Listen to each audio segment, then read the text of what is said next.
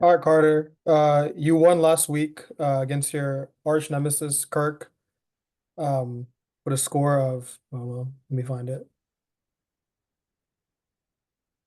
The score of 140 to 94. First things first, like, how are you doing right now? Like, we haven't seen you in a press conference for a while. I Yeah, want to it's ask you that. it's been a minute. It's good to be here. I'm doing all right. Um, About to start rehabbing the shoulder, so it's been I'm doing better than I was like a week ago in terms of All right, recovery. It's been almost 2 weeks, so all right. but yeah, So let I me, can't complain. all right. So you beat Kirk, which is your rival, and I just want to ask you like to speak on that rivalry, like, why you guys have so much beef in this league. Well, I'd say it's mostly manufactured beef there, but no, it's definitely good to have a white on white rivalry. And it's always good to beat him.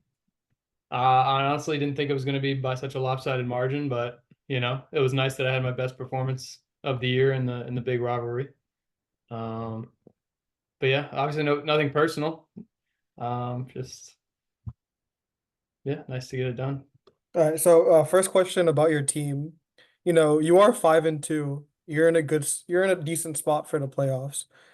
So like, there was like a blockbuster trade today where you traded Mike Evans and Rome Odunze for DeAndre Hopkins and Tucker Kraft. And I just want to get, everyone in the league is wondering why you did that. And I just want to get your reason behind it.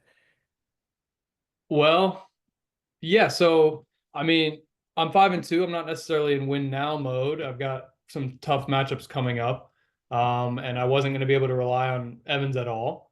Um, it's obviously a huge gamble with Hopkins because I haven't seen him in the Chiefs offense at all.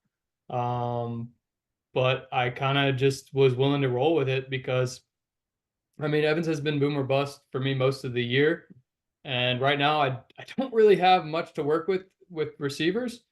And I'm just like trying to give things a shot, see if they pan out. And I do like the potential for Hopkins in the Chiefs offense.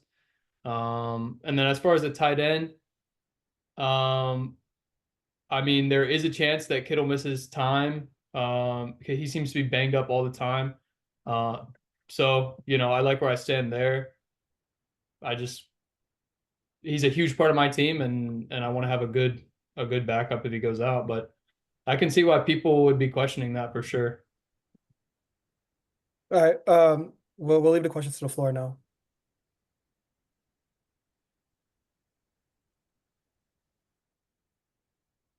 Um, I want to ask you, Carter, what's the thing that scares you the most as we continue this journey into the rest of the regular season and then, hopefully the playoffs for you? Um, I would say not getting any clarity at wide receiver, like on who I'm starting, like week to week, having to kind of try things out. I mean, that's definitely an uncertainty. I wouldn't say it scares me, um, but it's going to be an uncertainty that I'm going to have to tinker with, and we'll see how it goes. But I don't know. And then I have one more question. Um, so the SEC's motto is it just means more. For you this week, beating your other fellow white compatriot, does it just mean more? Absolutely, absolutely, it just means more for sure. Thank you. I have a question. Um, your decision on Javonte Williams playing, like that was a massive decision, obviously. That was just a flex. Like I think you had other players on the bench. What drew you to Williams in that flex role this week, past week?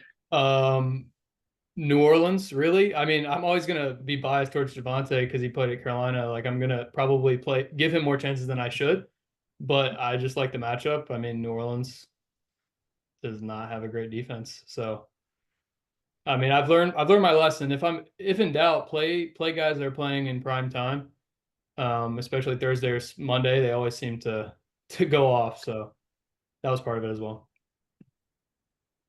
And how do you feel about Olave going forward after injury? Plus, like past 2 games he played, like was not crazy. Yeah, not great. Not great at all. I mean, I don't really have much of a choice. I got to kind of stick with him. I've had some offers for him, but I mean, especially with Carr coming back, I thought I liked the potential he had with the backup. They've got tons of injuries. He should be the guy when he comes back healthy, but I haven't seen anything to prove that he's going to be consistent for me. So I don't feel great at all. Gotcha. Thanks. Next week, you play London is Red, and I just want to get your thoughts on that matchup. Very talented team. It's going to be a very tough matchup. What's your record? I'm 3-4. Okay. Well, yeah, definitely better than their record suggests. And gonna have to step it up to beat them for sure. Any final questions for Carter? I guess that's it. Thank you, Carter, for joining us. It's Thank always you. a pleasure having you on here.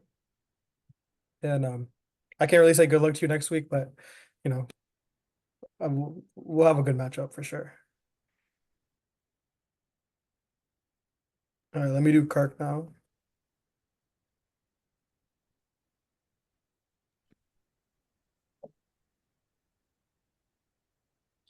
All right, Kirk, can you go to the other side if it's possible? Yeah. Because right now, I don't know. Is that okay? Yeah. Okay. All right, Kirk.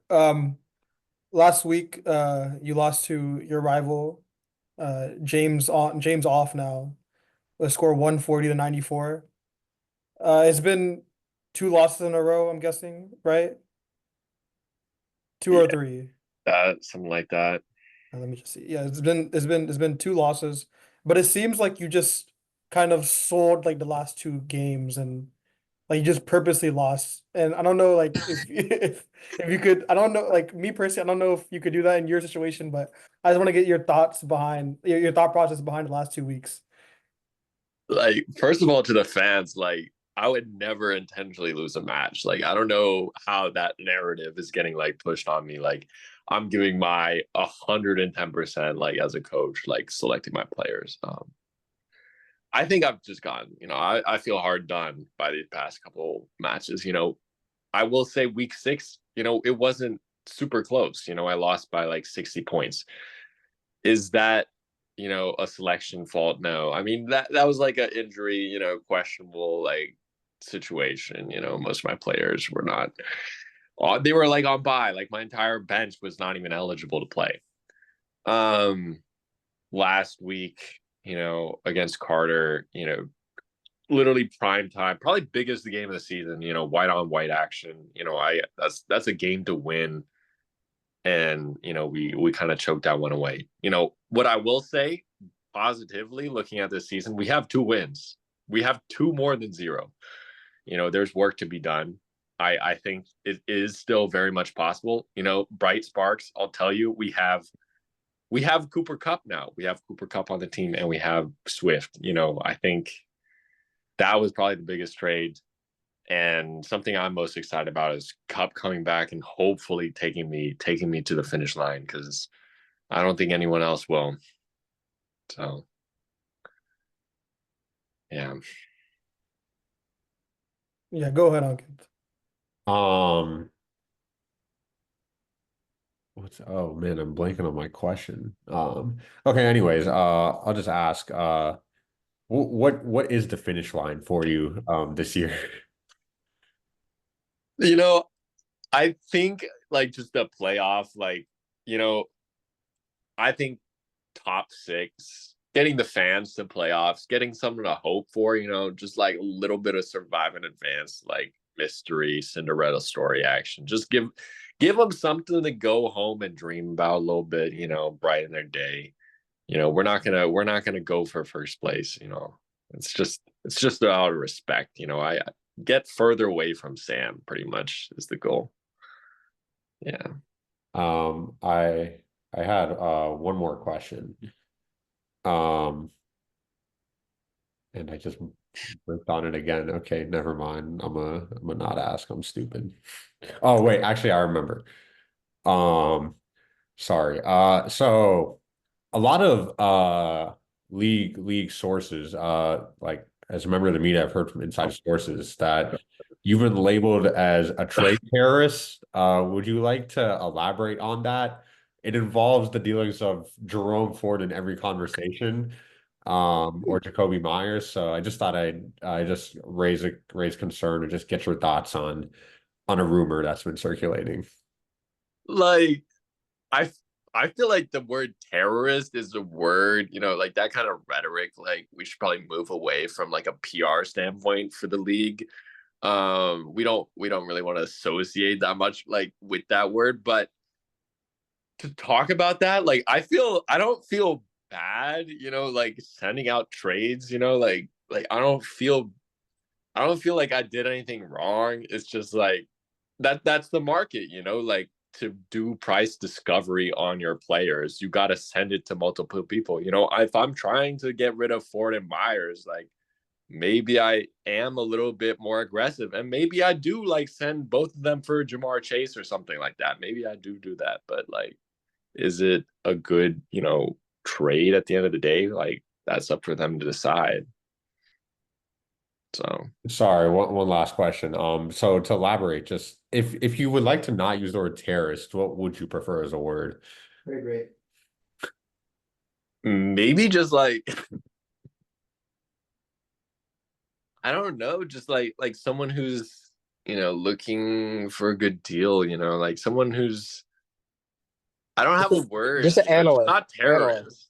Analyst. As he strokes his neck like he's looking for his next fix.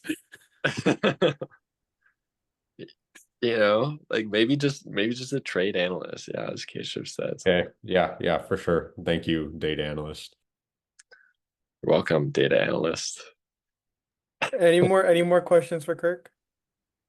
Yeah. Are we gonna get a name change soon? Because I mean, you've got one questionable in your starting lineup. So I mean, Yeah, no, that is coming in the line, you know.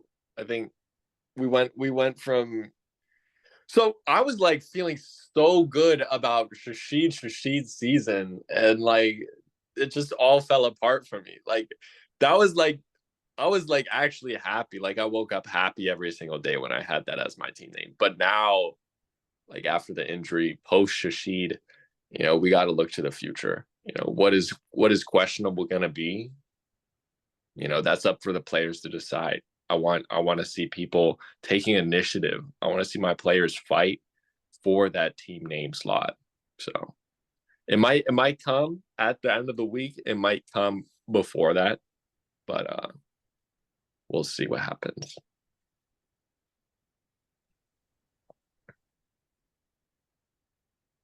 Thank you. I just want to ask, like, what's with you with like white players? You know, you drafted like a pretty like diverse team from the start, but you've traded for white players. Like, you even have a player named White on your team. Like, I just want to know, like, what are you doing? Like, you think like they're in a gym longer or something? Like what's up with that?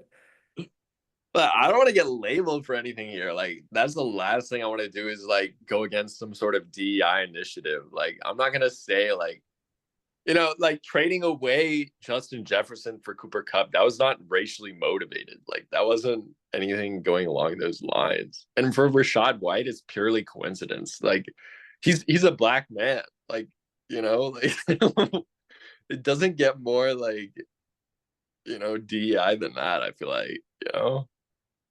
In terms of kickers, like there's nothing I can do. There's no black kickers in the NFL, right? Like from what I understand, you know, that's just, you know, not a role I can expand on there. What am I listening to? We might need to involve some HR and we might need to hire HR guys. Yeah. We're gonna have to do an investigation into this. I don't know if I can follow that up. Like low key, that might just be. I don't know if I need to be. All right, let me go to your next matchup. All right, you play Chasing 99, the defending champ, who's 5-2 right now. It's going to be a tough matchup, but I feel like projections are looking not too bad for you. I think it'll be like even when he gets the defensive kicker. So I just want to get your thoughts on that matchup and for week 8.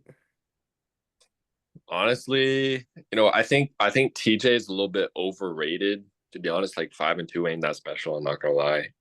And plus, he like me and him go way back. I'll first of all say that like we've known each other for a long time. I think that builds up to me wanting to beat him. I really don't think anyone with a Carolina running back should be like doing successful in this league. And also like what is LCS? It's like I don't know. He just sweats a little bit too hard. So if I can just beat him with like my ragtag group, that'd be great. And what are your thoughts on him like not picking up a defense or kicker until the last second? Like because he always does that every week and it kind of gets on me and I want to get your thoughts behind that. He's definitely like holding, value picks. Like he's trying to like be super strategic or something and like deny like whatever like actual prospects from people. I did reach out for like some of his players last week just because he had like so much bullshit on his bench and he was like not having it.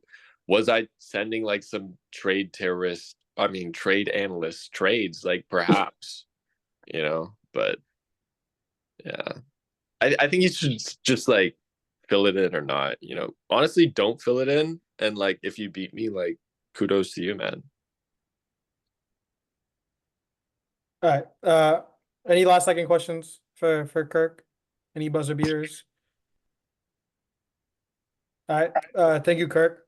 Thank you. It's always a pleasure having you on here, and I hope you win next week. I really do. Thank you, Rishi.